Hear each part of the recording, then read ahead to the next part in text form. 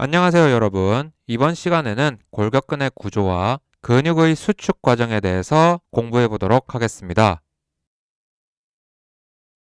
학습지를 함께 보도록 하겠습니다. 1번, 골격근의 작용. 먼저 근육의 종류에 대해서 간략하게 짚고 넘어가도록 하겠습니다. 우리 몸을 구성하는 근육은 크게 세 가지 정도로 나눠볼 수 있습니다. 이 단원에서 다룰 골격근, 그리고 심장근, 내장근. 이름만 봐도 대충의 역할들이 짐작이 가죠. 먼저 골격근은 말 그대로 골격, 뼈에 붙어 있는 근육입니다. 심장근은 심장을 구성하는 근육이고 내장근은 내장을 구성하는 근육들이에요. 이 근육들의 특징, 첫 번째는 골격근과 심장근은 가로무늬근입니다. 어두운 부분, 밝은 부분, 어두운 부분, 밝은 부분이 패턴처럼 반복되기 때문에 가로무늬근이라고 부릅니다. 내장근은 그런 무늬가 관찰되지 않습니다. 또한 골격근은 수의근인 반면에 심장근과 내장근은 불수의근입니다. 수의근, 내 의지대로 움직일 수 있는 근육이라는 뜻입니다. 불수의근, 아니불자, 내 의지대로 안 되는 근육이란 뜻이죠. 굳이 설명을 덧붙이지 않아도 다들 짐작할 수 있을 겁니다. 팔다리에 달린 골격근, 내 의지대로 움직일 수 있죠. 반면 심장의 근육이나 내장의 근육들은 내 의지대로 움직일 수 없습니다. 내 의지대로 움직일 수 있었다면 예를 들어 내가 일주일째 변비예요. 그럼 오늘 화장실을 좀 가야 되겠어 하면서 대장의 근육을 꾸물꾸물 움직여서 변을 볼 수 있다면 변비로 고생하지 않아도 될 텐데 안타깝게도 내장근은 내 의지대로 움직일 수 없습니다. 하지만 어떻게 보면 그게 또 다행이죠. 왜냐면 심장근이 수의근이라고 생각해 보세요. 어떤 일이 나타날 수 있을까요?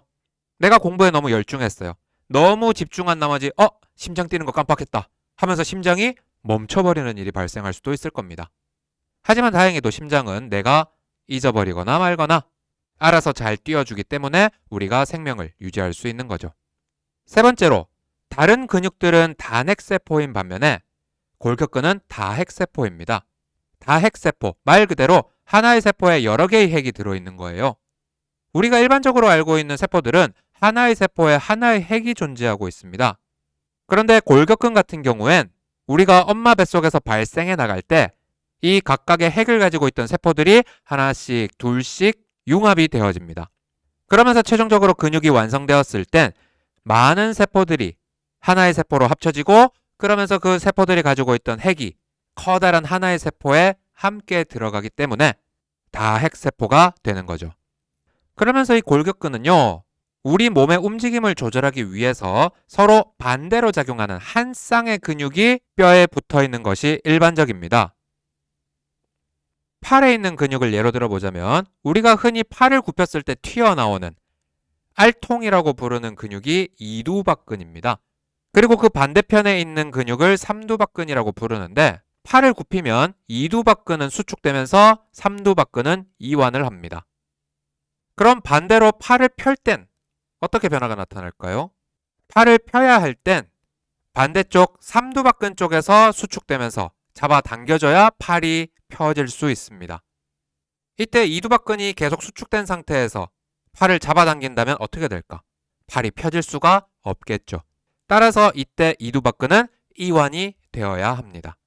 팔을 굽히거나 펼 때 혹은 다리를 굽히거나 펼 때 한 쌍의 근육들은 수축과 이완을 각각 달리하면서 우리 몸의 움직임을 조절하게 됩니다.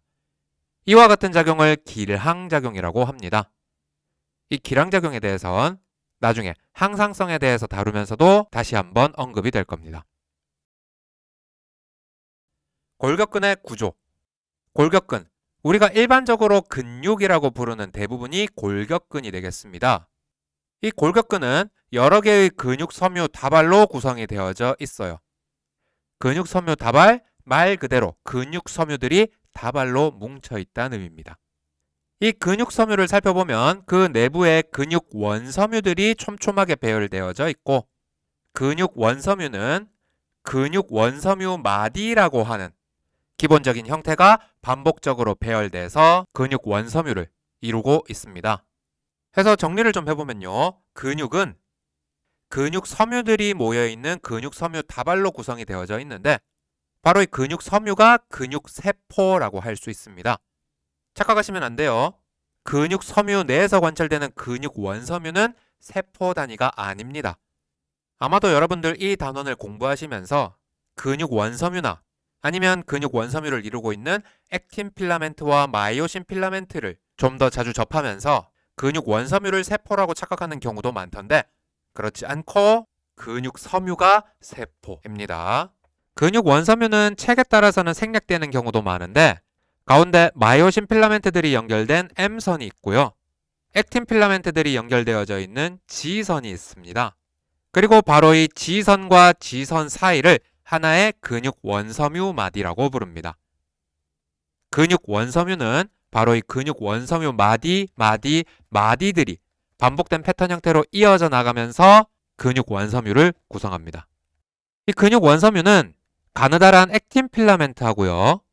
굵은 마이오신 필라멘트로 구성이 되어져 있습니다.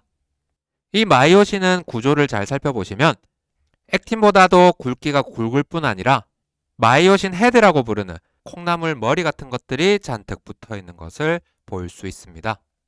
얘네들이 나중에 이야기할 근육의 수축 과정에서 액틴을 잡아 끌게 되는 겁니다. 자, 근육 원섬유 마디의 구조를 좀 더 자세히 살펴보도록 하겠습니다. M선은 생략하고 그림을 좀 키워봤어요. 먼저 근육 원섬유 마디에서 마이오신이 존재하고 있는 부분, 이 부분을 A대라고 부릅니다. A대는 마이오신 필라멘트가 존재하는 부분을 A대라고 설정을 했습니다. 따라서 A대의 길이는 곧 마이오신의 길이라고 보면 되겠고요. 이 A대엔 굵다란 마이오신과 가느다란 액틴들이 겹쳐지면서 촘촘히 배열되어져 있기 때문에 눈으로 관찰했을 때 색이 굉장히 어둡게 보입니다. 그래서 A대를 암대라고도 불러요. 두 번째로 I대라는 부위가 있습니다. I대는 액틴 필라멘트만 있는 부분입니다. 자, 여러분 말 주의하셔야 돼요. 방금 전에 A대는 마이오신만 있는 부분이 아니고 마이오신이 있는 부분이었고 I대는 액틴 필라멘트가 있는 부분이 아니고 액틴 필라멘트만 있는 부분을 가리킵니다. 이 I대 부분은 가느다란 액틴 필라멘트들만 배열되어져 있고 밀도도 A대에서 겹쳐진 것보다 낮기 때문에 눈으로 관찰했을 때 A대보다는 밝게 보입니다. 그래서 I대를 명대라고도 불러요. 바로 이 암대와 명대 때문에 앞서 언급했었던 골격근의 특징 중에서 가로 무늬가 나타나는 겁니다. 밝고 어둡고 밝고 어둡고 밝고 어두운 부분이 반복되어 나타나면서 어두운 부분이 검은 무늬처럼 보이는 거죠. 그래서 골격근을 가로 무늬근이라고도 불렀던 거고요. 다음으로 H대. H대는 A대 중앙에서 마이오신 필라멘트만 존재하는 부분을 H대라고 부릅니다. 여러분들 A대, I대, H대 각각의 명칭과 위치 꼭 기억을 하셔야 합니다. 다음으로 이 골격근이 수축하는 과정을 살펴보면요. 골격근의 수축 과정에 대한 설명을 활주설이라고 부릅니다. 여러분 우리 주변에서 활주라는 이름이 붙은 장소 어디가 있습니까? 바로 비행기 활주로가 있죠. 활주로가 뭐 하는 곳이에요? 비행기가 속력을 얻기 위해서 미끄러지듯이 달려간다 활주라고 부릅니다. 바로 이 근육의 수축 역시도 액틴이 마이오신을 사이에 두고서 미끄러지듯이 들어가며 짧아지기 때문에 근육의 수축을 활주라는 이름을 사용해서 설명을 합니다. 먼저 전체적인 활주의 과정을 한번 살펴볼게요. 잘 보세요.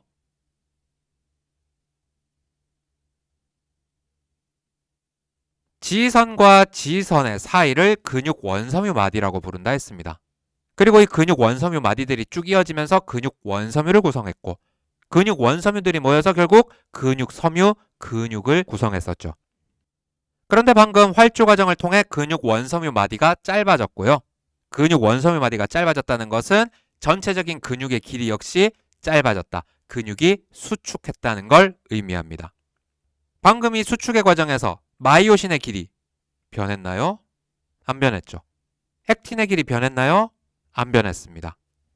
근육이 수축할 땐 액틴 필라멘트와 마이오신 필라멘트 각각의 길이는 변하지 않습니다.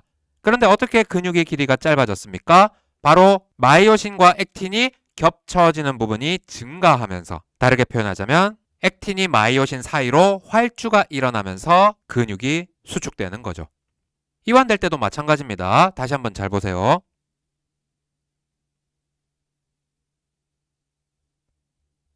이번에도 역시 마찬가지로 액틴 필라멘트와 마이오신 필라멘트 자체의 길이는 변화가 없었습니다.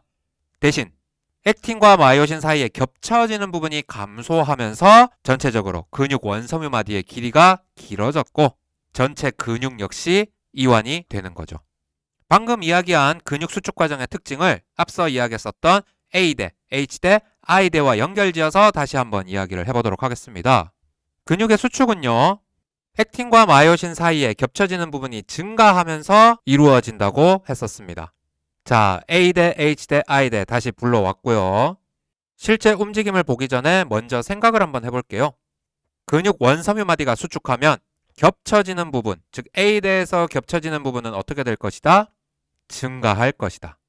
그럼 반대로 근육 원섬유 마디가 수축할 때 겹쳐지지 않는 부분은 어떻게 될까요? 액틴이 안쪽으로 밀려 들어가니까 겹쳐지지 않은 부분인 I대 그리고 H대 역시 겹쳐지지 않은 부분들은 짧아지게 될 겁니다. 정말 그런지 눈으로 직접 확인해 보세요.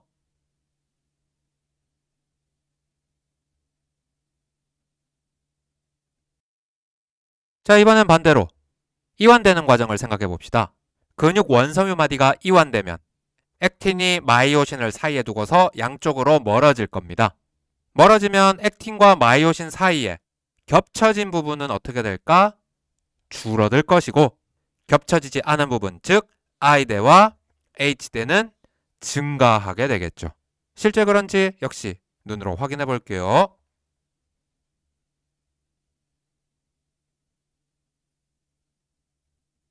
자, 그런데 눈썰미 좋은 사람은 이 과정에서 하나의 특징을 더 발견했을 겁니다. 뭐죠? 수축과 이완의 과정에서 H대와 I대는 짧아지거나 길어졌었습니다. 그런데 A대의 길이는 어땠었나요? A대의 길이는 변화가 없었죠. 왜 A대의 길이는 변화가 없을까? 처음에 A대를 설정할 때 무엇을 A대로 설정했었습니까?